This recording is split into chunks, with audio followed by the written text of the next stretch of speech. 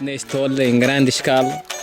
Aqui presente temos também o Caspas, quando o puto do sítio em que estamos, temos aqui um ancião xerife que está aqui conosco, que vai fazer um grande barulho.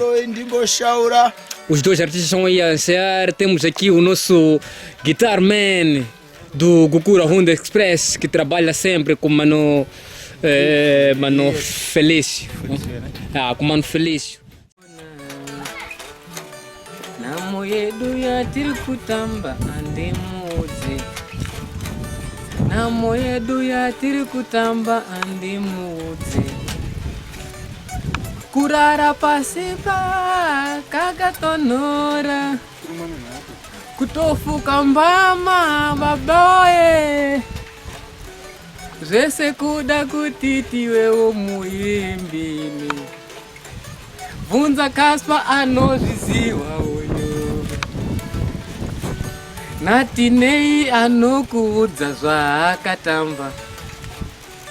Na sherife acha kubvunza ukamuona. Gokura Honda na Felício ichakubhuira. Ndashubika baba ndanetseka.